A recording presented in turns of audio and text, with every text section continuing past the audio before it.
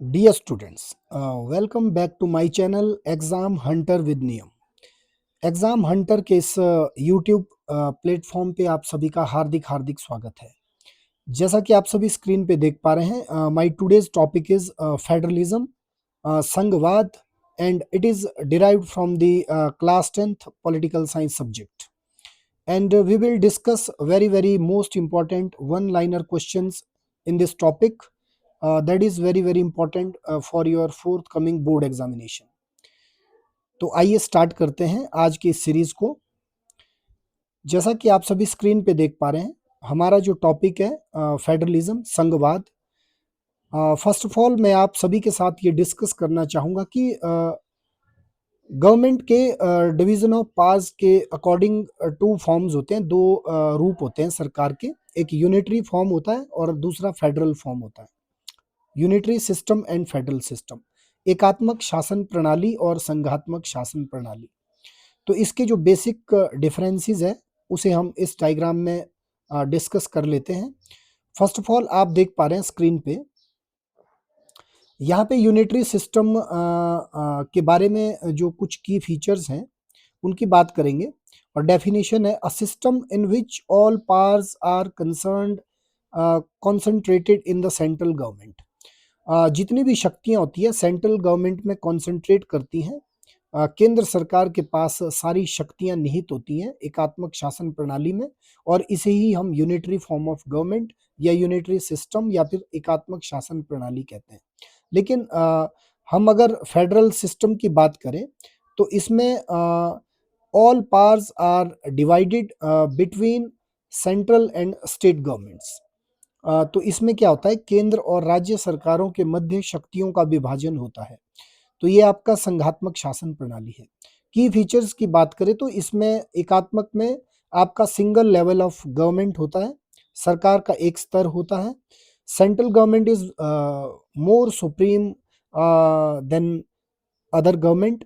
जो central government होती है वो आपका मान लीजिए एकात्मक में यदि एक स्तर है तो बेटर है, हो सकता है उसमें एक से अधिक स्तर भी हो सकते हैं सरकार के। तो यदि एक से अधिक स्तर है तो सेंटर ज़्यादा पावरफुल होगा, ज़्यादा शक्तिशाली होगा। और इसमें डिवीजन ऑफ पावर्स नहीं होता, शक्तियों का विभाजन या वितरण नहीं होता। और आपका एकात्मक शासन प्रणाली में कॉन्स्टिट्यूशन फ्लेक्सिबल हो सकता है। और संघात्मक के की फीचर्स की बात करें तो फेडरल फॉर्म ऑफ गवर्नमेंट में आपके टू और मोर लेवल्स ऑफ गवर्नमेंट होते हैं और इसमें डिवीजन ऑफ पावर होता है। देखिए, सरकार के एक से अधिक स्तरों से तात्पर्य है केंद्र सरकार और आपका राज्य सरकार। और हो सकता है शक्तियों को यदि और ज़्यादा फिल्ट्रेट कर दिया जाए, ज़्यादा से ज़्यादा अगर आगे बांट दिया जाए, जैसा कि इंडिया में लोकल गवर्नमेंट एक थर्ड लेवल गवर्नमेंट का एक फॉर्म हुआ है। तो तीसरा स्तर जो भारत में सरकार का बना है जिसे लोकल गवर्नमेंट या स्थानीय सरकार कहते हैं, तो एक से अधिक स्तर सरकार के हो सकते हैं। और होता क्या है, फेडरल सिस्टम में आपका रिटन कॉन्स्टिट्यूशन हो सकता है, रिटन कॉन्स्टिट्यूशन होता है, लिखित संविधान होता है। और आपका इंडिपेंडेंट जुडिशरी होती है, स्वतंत्र न्यायपालिका का संघात्मक शासन प्रणाली में प्रावधान होता है। तो ये कुछ एक की फीचर्स थे। और यहाँ पे आप लोग देख पा रहे हैं एग्जाम्पल्स भी दिए हैं। जो आपके एकात्मक शासन प्रणाली वाले देश हैं वो आपके यूके, फ्रांस एंड जापान यहाँ पे। और आप फेडरल सिस्टम के जो एग्जाम्पल हैं वो कंट्रीज आप देख पा रहे हैं, United states of America, Switzerland, Australia and India. यहाँ पे आप लोगों की संघात्मक शासन प्रणाली को अपनाया गया है। तो now we will move to next slide. Next slide की तरफ मूव करेंगे। और हमारी इस स्लाइड से आज के बहुत ही महत्वपूर्ण प्रश्नों की श्रृंखला शुरू होने जा रही है। तो आज का हमारा जो फर्स्ट क्वेश्चन है आपकी स्क्रीन पे, व्हाट इज फेडरलिज्म? संघवाद से आप क्या समझते हैं? संघवाद क्या है? Federalism is a system where power is divided between different levels of government. अभी अभी हमने बात की डायग्राम के थ्रू, क्योंकि जब हम डायग्राम के थ्रू किसी भी चीज़ को देखते हैं, पढ़ते हैं, समझते हैं तो ज़्यादा हमें एक क्लैरिटी देखने को मिलती है। तो फेडरलिज्म में जो डिवीजन ऑफ पावर होता है वो एक से अधिक स्तरों की सरकारों के मध्य होता है। संघवाद एक ऐसी शासन प्रणाली है जिसमें सत्ता सरकार के विभिन्न स्तरों में विभाजित होती है। तो most important question number 1। Now question number 2 की तरफ मूव करेंगे। क्वेश्चन नंबर 2 आपकी स्क्रीन पे। How many levels of government are there? Means कि संघीय सरकार के कितने स्तर होते हैं। ये संघवाद शासन की बात कर रहा है या संघात्मक शासन प्रणाली की बात कर रहा है। तो अभी अभी हमने वही चीजें देखी। आपको मैं बता दूं डियर स्टूडेंट्स, जितने भी क्वेश्चंस हैं बात एक ही है, लेकिन उन क्वेश्चंस को थोड़ा सा घुमा फिरा दिया जाता है। तो आप अगर कोर कंसेप्ट को समझ पाते हैं तो आप सभी क्वेश्चंस को सॉल्व करने की स्थिति में आ जाते हैं। तो देखिए, संघात्मक शासन प्रणाली में एक क्वेश्चन पूछ रहा है कितने स्तर होते हैं, कितने लेवल ऑफ गवर्नमेंट्स होते हैं। तो इसमें 2 और मोर लेवल्स ऑफ गवर्नमेंट होते हैं। 2 या 2 से अधिक स्तर सरकार के होते हैं। नाउ क्वेश्चन नंबर 3 की तरफ मूव करेंगे।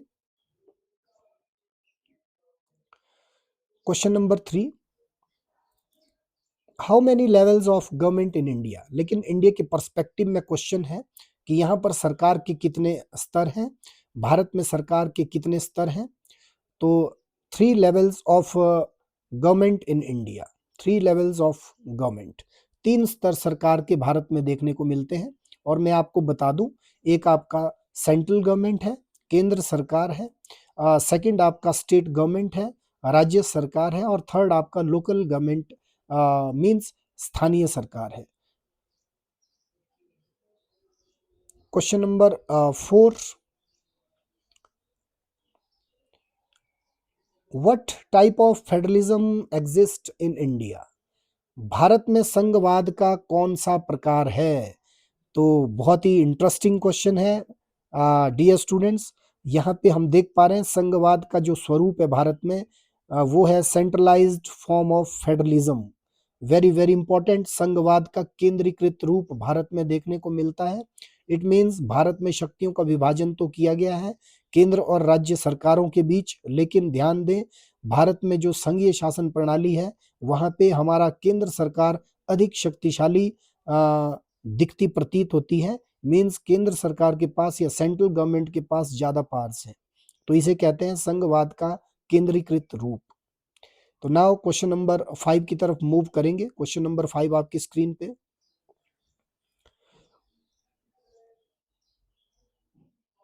What is the key feature of federalism. तो संघवाद की जो मुख्य विशेषता है वो क्या है। ठीक मैंने पहले भी कहा था, क्वेश्चन घुमा फिरा के हैं, बात वही है, डिवीजन ऑफ पावर। सत्ता अर्थात शक्ति का बंटवारा संघवाद की मुख्य विशेषता है। नाउ क्वेश्चन नंबर 6,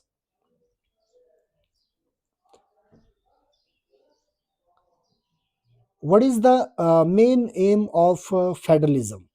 संघवाद का मुख्य उद्देश्य क्या है। तो ध्यान दें, संघवाद का जो मुख्य उद्देश्य है, to promote national unity and accommodate regional diversity. Means राष्ट्रीय एकता या देश की एकता को बढ़ावा देना और क्षेत्रीय विविधता को समायोजित करना। मीन्स देश की एकता को बढ़ावा देना, देश एक रह सके। मीन्स आप एक बात समझने की कोशिश करें, संघवाद उन्हीं देशों में अधिकतर अपनाया जाता है जहां पर विविधता अधिक देखने को मिलती है। तो विविधता को एकता में समेटना और देश को देश की जो भी एकता और अखंडता है उसकी सुरक्षा करना, ये संघवाद शासन प्रणाली का एक मुख्य लक्ष्य है। नाउ क्वेश्चन नंबर 7 की तरफ मूव करेंगे। क्वेश्चन नंबर 7 आपकी स्क्रीन पे। What are the 2 main types of federalism. Very very very important question according to me. संघवाद के 2 मुख्य प्रकार कौन कौन से हैं।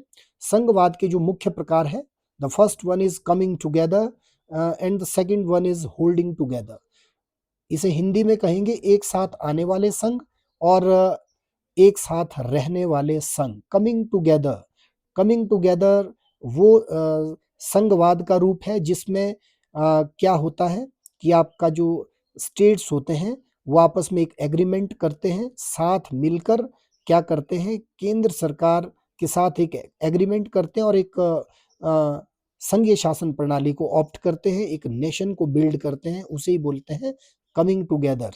और जो एक साथ रहने वाले होते हैं, जैसे हमारा इंडिया है, इंडिया का एग्जाम्पल यहाँ पर बेस्ट रहेगा हमारे देश के पर्सपेक्टिव में। भारत जब 1947 को इंडिपेंडेंट हुआ और 1950 में जब हमारा जो कॉन्स्टिट्यूशन था वो जब इन्फोर्स हुआ, संविधान जब लागू हुआ, तो हमने क्या किया, स्टेट्स को अपने साथ बनाए रखा, होल्ड किया और अपने संविधान को लागू किया और केंद्र सरकार ने शक्तियां कुछ अपने पास रखी और बाकी राज्यों को दी। इसे कहते हैं होल्डिंग टुगेदर। नेक्स्ट क्वेश्चन की तरफ मूव करेंगे। Question number 8। क्वेश्चन नंबर 8 आपकी स्क्रीन पे है। What type of federalism in India? अभी अभी हमने एग्जाम्पल कोड किया था, तो होल्डिंग टुगेदर, भारत जो है एक साथ रहने वाले संघात्मक शासन प्रणाली का उदाहरण है। मीन्स होल्डिंग टुगेदर है, ध्यान दें, साथ मिलकर रहने वाले संघ। क्वेश्चन नंबर 9 की तरफ मूव करेंगे। Question number 9, what is the main M of local government? स्थानीय सरकार का मुख्य उद्देश्य क्या है? स्थानीय सरकार increase participation of people at local level. ध्यान दें, स्थानीय सरकार को जो बनाया गया है, तीसरा स्तर जो संघवाद में सरकार का है, उसमें जो है लोगों की स्थानीय स्तर पर भागीदारी होनी चाहिए, उसको बढ़ावा देना इसका मुख्य लक्ष्य है। नाउ क्वेश्चन नंबर 10 की तरफ मूव करेंगे। Question number 10, who resolves a dispute between central and state government? यदि केंद्र और राज्य सरकारों के बीच विवाद उत्पन्न हो जाए तो उन्हें कौन सुलझाता है, उन्हें कौन सॉल्व करता है? ध्यान देना, जुडिशियरी हमने डायग्राम में पहले भी डिस्कस किया है। जहां जहां पर फेडरलिज्म होगा या फेडरल फॉर्म ऑफ गवर्नमेंट होगी, वहां पर इंडिपेंडेंट जुडिशियरी का प्रोविजन होता है, स्वतंत्र न्यायपालिका का प्रावधान होता है। तो क्योंकि न्यायपालिका को एक तटस्थ और निष्पक्ष भूमिका में रहना होता है, तो वही केंद्र और राज्यों के बीच विवादों को भी सुलझाती है। तो माइंड इट, आप इसे नोट करें, very very important question. Question number 11 की तरफ मूव करेंगे। क्वेश्चन नंबर 11 आपकी स्क्रीन पे।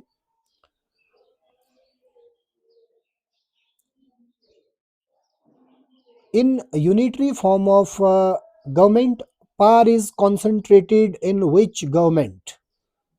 तो ज्यादातर जो शक्तियां होती है एकात्मक शासन प्रणाली में, शक्तियों का केंद्रीयकरण कहां पर होता है? ध्यान देना, आप एक बात नोट कर लें, जहां पर भी एकात्मक शासन प्रणाली होगी वहां पर शक्तियों का केंद्रीयकरण आपका सेंट्रल गवर्नमेंट में होगा, केंद्र सरकार के पास होगा। तो very very important question. Now question number 12 की तरफ मूव करेंगे। क्वेश्चन नंबर 12 आपकी स्क्रीन पे।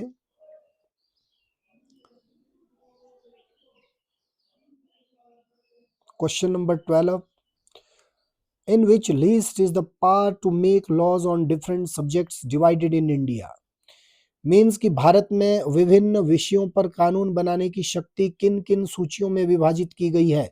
तो भारत में 3 सूचियों का वर्णन किया गया है। ध्यान दें, 3 सूचियों, 3 लिस्ट के बारे में बताया गया है। ये लिस्ट आप सभी के सामने है, union list, state list and third one is concurrent list. Hindi में संघ सूची, राज्य सूची और समवर्ती सूची। इन 3 सूचियों का वर्णन भारतीय संविधान में किया गया है और जितने भी विषय हैं जिन पर कानून बनाया जाता है वो उनका सभी का जो डिस्क्रिप्शन है, वर्णन है, वो इन्हीं 3 सूचियों में किया गया है। Now question number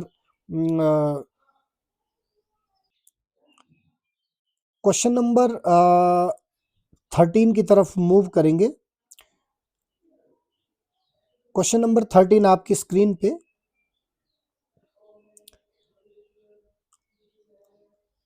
how many subjects are included in the union list? तो यूनियन लिस्ट में कितने सब्जेक्ट्स दिए गए हैं? संघ सूची में कितने विषयों का वर्णन किया गया है? तो ये टोटल सब्जेक्ट्स 100 है। 100 सब्जेक्ट्स या 100 विषयों की जो वर्णन है वो आपका संघ सूची में किया गया है। यानी कि 100 विषय ऐसे हैं जिन पर केंद्र सरकार कानून बना सकती है। Now question number 14। लेकिन उससे पहले यहाँ पे एक डायग्राम है, आप लोगों के सामने एक मैंने डायग्राम शो कर रहा हूँ। आप इस डायग्राम में देखें, यूनियन लिस्ट की बात कर रहे हैं। तो ओरिजिनल सब्जेक्ट जब संविधान लागू हुआ था तो 97 जो ओरिजिनल सब्जेक्ट थे, लेकिन current up to date subjects की हम बात करेंगे। आज की डेट में संघ सूची में यूनियन लिस्ट में 100 सब्जेक्ट हैं, 100 विषय हैं, और स्टेट लिस्ट में आपके 61 61 विषय हैं, और आपके कॉन्करेंट लिस्ट यानी कि समवर्ती सूची में टोटल 52 विषय हैं। इन पे भी क्वेश्चन आपके बोर्ड एग्जामिनेशन में 100% चांस है आने के, आप ध्यान दें। और यहाँ पर अलग अलग लिस्ट का भी लिस्ट में जो सब्जेक्ट्स दिए गए, देखिए जैसे यूनियन लिस्ट है, यहाँ पे डिफेंस की बात की गई है, रक्षा की बात की गई है, बैंकिंग सिस्टम, करेंसी मुद्रा, फॉरेन अफेयर्स विदेशी मामले, और आपका कम्युनिकेशन संचार संबंधी विषय या मामले। ये सेंट्रल गवर्नमेंट या केंद्र सरकार इन विषयों पर कानून बना सकती है। कॉन्करेंट लिस्ट की बात करें तो शिक्षा, ध्यान देना हमारे से जुड़ा है, आपसे जुड़ा है, एजुकेशन, फॉरेस्ट, वन, ट्रेड, व्यापार, मैरिज की बात की जा रही है, एडॉप्शन की बात की जा रही है, जैसे गोद लेते हैं, गोद लेने वाला जो एक लॉ है, सक्सेशन है, उत्तराधिकार संबंधी कानून है। इन सभी विषयों पर कानून बनाने का जो अधिकार है वो केंद्र और राज्य सरकार दोनों का है। स्टेट लिस्ट की बात करें तो स्टेट गवर्नमेंट को पार है पॉलिस से रिलेटेड जितने भी अफेयर्स हैं, ट्रेड अफेयर्स हैं, एग्रीकल्चर अफेयर्स हैं, इरिगेशन अफेयर्स हैं। तो इन सभी विषयों पर राज्य सरकार कानून बनाती है, ध्यान दें। अब हम नेक्स्ट स्लाइड की तरफ मूव करेंगे, और यहाँ पर भी क्लियरली आप सभी के सामने डिटेल में एक डायग्राम शो किया है, आप ध्यान से देखें।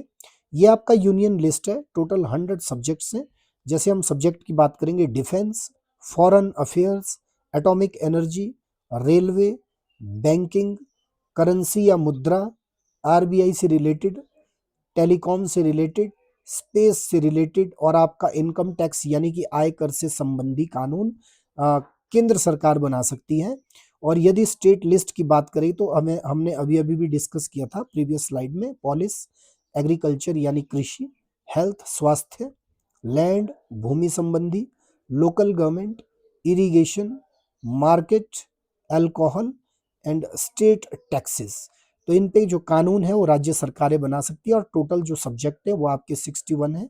और कॉन्करेंट लिस्ट की बात करें तो टोटल सब्जेक्ट्स 52 हैं, education, forest, labour laws, marriage and divorce, criminal law, population control, press, electricity, social security. तो इन विषयों पर कानून बनाने का अधिकार केंद्र और राज्य सरकार दोनों को है।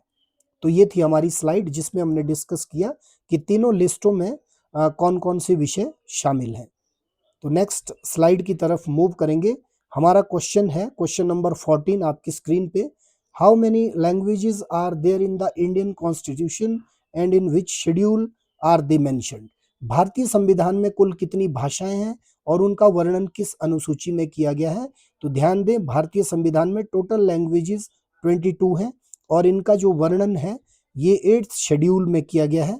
8वीं अनुसूची में कुल 22 भाषाओं का वर्णन किया गया है। तो ये भी एक बहुत ही महत्वपूर्ण क्वेश्चन आपके एग्जाम के लिए रहने वाला है। और उसके बाद हमारा जो नेक्स्ट क्वेश्चन है, क्वेश्चन नंबर 15 आपकी स्क्रीन पे। Question number 15, who has the power to make laws on the concurrent list? यहाँ पे इंग्लिश में थोड़ा सा मिस्टेक हुआ है, ध्यान दें। समवर्ती सूची पर कानून बनाने का जो अधिकार है वो केंद्र और राज्य सरकार दोनों का है, केंद्र और राज्य सरकार दोनों का है। यहाँ पे आपका सेंट्रल जो गवर्नमेंट है और आपका जो स्टेट गवर्नमेंट है, वो दोनों आपका कानून बना सकती हैं किस पे? कॉन्करेंट लिस्ट में जितने भी विषय शामिल हैं जिनकी चर्चा हमने प्रीवियस स्लाइड में की थी।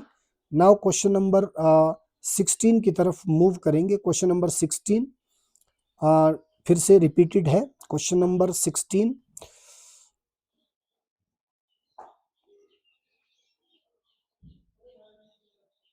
क्वेश्चन नंबर 16 पर डिस्कस करेंगे। 2011 की जनगणना के अनुसार भारत में कितने प्रतिशत लोगों की मातृभाषा हिंदी है? According to the 2011 census, what percentage of people in India have Hindi as their mother tongue? तो कितने लोग मातृभाषा बोलते हैं? क्वेश्चन इंपॉर्टेंट है। 44%, 44% लोग भारत में मातृभाषा हिंदी का उपयोग करते हैं। नाउ क्वेश्चन नंबर 17 आपकी स्क्रीन पे। When was the state's reorganization commission formed and when was it implemented? राज्य पुनर्गठन आयोग या फिर एसआरसी किस वर्ष बना और इसे कब लागू किया गया? ध्यान देना है, आप इसे नोट डाउन करें। ये 53 में राज्य पुनर्गठन आयोग की स्थापना होती है और इसको इम्प्लीमेंट किया गया 1956 में। 1953 में इसे बनाया जाता है और 1956 में इसे लागू किया जाता है। क्वेश्चन नंबर 18 की तरफ मूव करेंगे। Question number 18, Which constitutional amendment were Panchayati Raj institutions established in India? Bharat में पंचायती राज संस्थाओं का गठन किस संवैधानिक संशोधन के द्वारा किया गया? तो ये कॉन्स्टिट्यूशन में 73rd कॉन्स्टिट्यूशनल अमेंडमेंट होता है 1992 में। 1992 में 73वां संवैधानिक संशोधन संविधान में होता है और पंचायती राज संस्थाओं की स्थापना होती है। Now question number 19, through which constitutional amendment were urban local bodies established? Urban local bodies की जो एस्टेब्लिशमेंट है वो किस संवैधानिक संशोधन के द्वारा की गई? शहरी स्थानीय निकायों का गठन कौन से संवैधानिक संशोधन के द्वारा किया गया? Very very important question. ये 74th कॉन्स्टिट्यूशनल अमेंडमेंट था और ये 1992 में हुआ था। 74वां संवैधानिक संशोधन 1992 में किया गया था और इसके द्वारा शहरों में नगर पालिका और नगर निगम की स्थापना की गई थी, यानी कि शहरी स्थानीय निकायों की स्थापना की गई थी। क्वेश्चन नंबर 20 की तरफ मूव करेंगे। क्वेश्चन नंबर 20 आपकी स्क्रीन पे। When were the 73rd and 74th constitutional amendments implemented? तो अमेंडमेंट तो किया गया था 1992 में, लेकिन इनका जो इम्प्लीमेंटेशन था इन्हें कब लागू किया गया? महत्वपूर्ण प्रश्न ये भी बनता है आपके एग्जामिनेशन के लिए। तो 73rd जो अमेंडमेंट था वो इम्प्लीमेंट या इन्फोर्स होता है 24 अप्रैल 1993 को, और जो आपका 74th अमेंडमेंट है वो आपका इम्प्लीमेंट होता है, इन्फोर्स होता है 1 जून 1993 को। ध्यान देना है, 73वां संवैधानिक संशोधन 24 अप्रैल 1993 को लागू होता है और 74वां संवैधानिक संशोधन 1 जून 1993 को लागू होता है। क्वेश्चन नंबर 21 की तरफ मूव करेंगे। 21, which was the first state in India to establish panchayati raj? भारत में ऐसा कौन सा राज्य था सबसे पहले जिसने पंचायती राज को स्थापित किया? पंचायती राज, ध्यान देना, राजस्थान है। Very very important question. Rajasthan Bharat का पहला राज्य है जिसने पंचायती राज संस्थाओं को स्थापित किया। लेकिन भारत में, ध्यान देना, ये एग्जाम टिप है, भारत में पंचायती राज चुनाव करवाने वाला भारत का पहला स्टेट कौन सा था? तो ये आंसर है मध्य प्रदेश। 73वें संवैधानिक संशोधन को लागू करने और उसके अनुसार चुनाव सबसे पहले मध्य प्रदेश ने करवाए थे। तो इसमें एक बेसिक डिफरेंस है, आप इसे नोट डाउन कर ले। नाउ क्वेश्चन नंबर 22 की तरफ मूव करेंगे। क्वेश्चन नंबर 22 आपकी स्क्रीन पे। What is it called when powers are taken from central and state governments and given to local governments? तो जब केंद्र और राज्य सरकारों से शक्तियां लेकर स्थानीय सरकारों को दी जाती है तो इसे क्या कहा जाता है? तो इसे कहा जाता है आपका डिसेंट्रलाइजेशन ऑफ पावर्स, सत्ता का विकेंद्रीकरण या फिर शक्तियों को बांटना। ध्यान देना, ये बहुत इंपॉर्टेंट क्वेश्चन है। सत्ता का विकेंद्रीकरण यही है जब केंद्र, राज्य सरकार और स्थानीय सरकारों के मध्य सत्ता का विभाजन होता है। क्वेश्चन नंबर 23 की तरफ मूव करेंगे। Who has the residuary powers? अवशिष्ट शक्तियां किसके पास होती हैं? तो एट फर्स्ट मैं आपको ये बताना चाहूँगा अवशिष्ट शक्तियाँ यानी कि रेज़िड्यूरी पावर्स होती क्या हैं?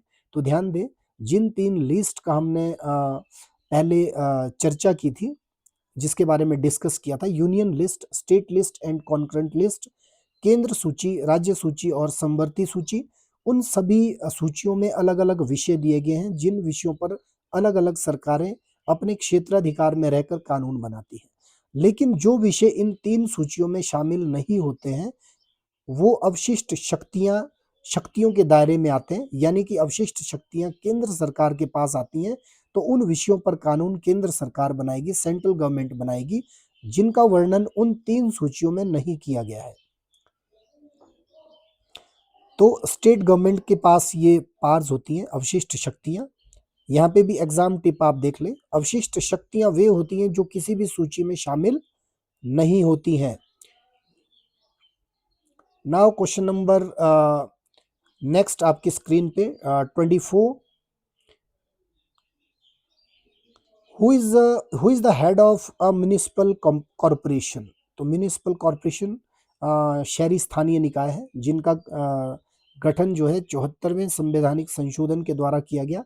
तो क्वेश्चन है, नगर निगम का मुखिया कौन होता है? हिंदी में महापौर कहते हैं और इंग्लिश में इसे मेयर कहते हैं। तो आप इसे भी नोट डाउन कर लें। नाउ क्वेश्चन नंबर 25 की तरफ मूव करेंगे। Question number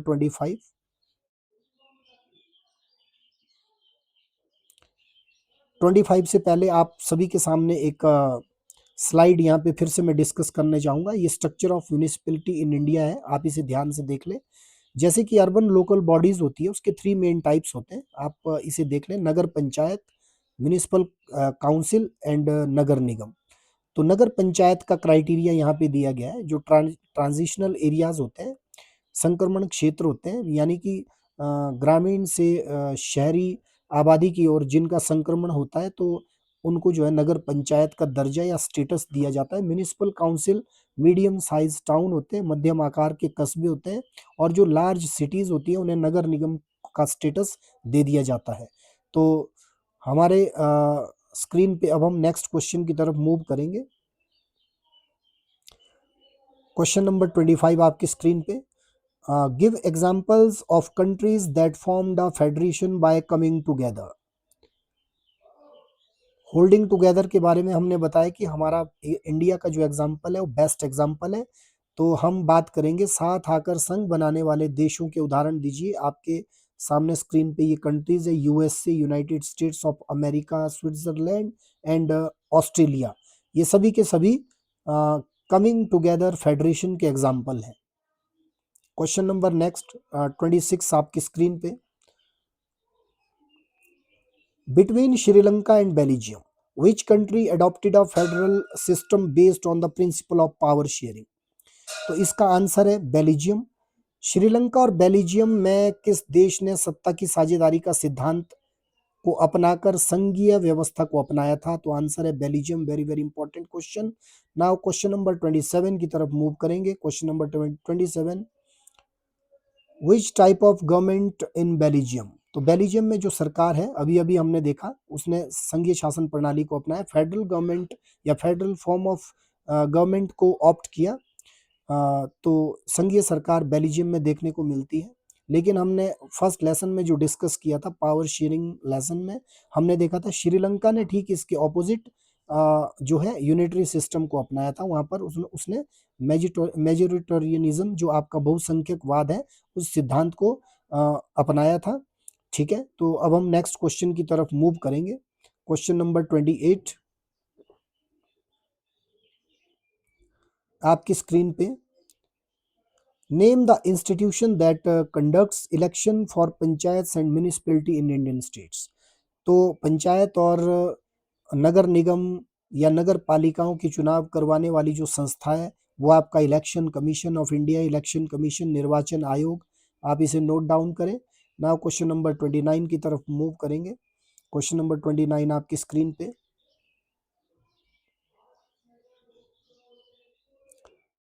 under which list do subjects like education, forest and marriage fall? हमने पहले भी डिस्कस किया था, शिक्षा, वन और विवाह कौन सी सूची में आते हैं, कौन सी लिस्ट में आते हैं, कॉन्करेंट लिस्ट में आते हैं, समवर्ती सूची में ये विषय आते हैं। नाउ आज का हमारा जो इस सीरीज का लास्ट क्वेश्चन आपकी स्क्रीन पे, the constitution of India is neither fully federal nor fully unitary, what it is called. तो ध्यान दें, भारत का जो संविधान है, मैं आपको बता दूं, ये ना तो पूरी तरह से एकात्मक है ना संघात्मक, क्योंकि मैंने आपको पहले भी कहा कि भारत में शक्तियां ज़्यादातर केंद्र सरकार के पास हैं।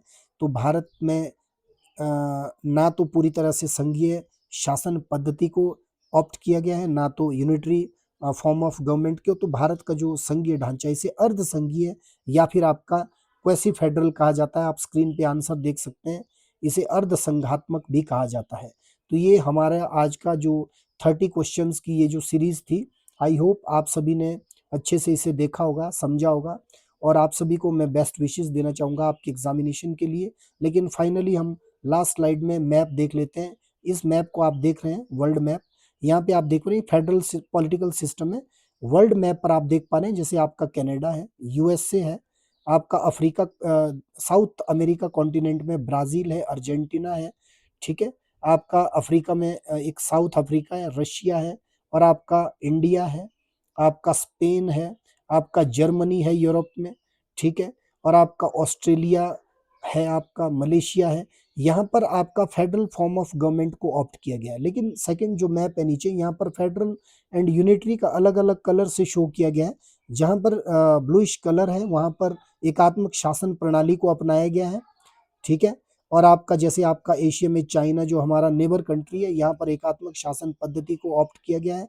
लेकिन जो भी आपका मैरून, रेड मैरून कलर से दिया गया है, वो आपका संघीय शासन प्रणाली वाले देश है।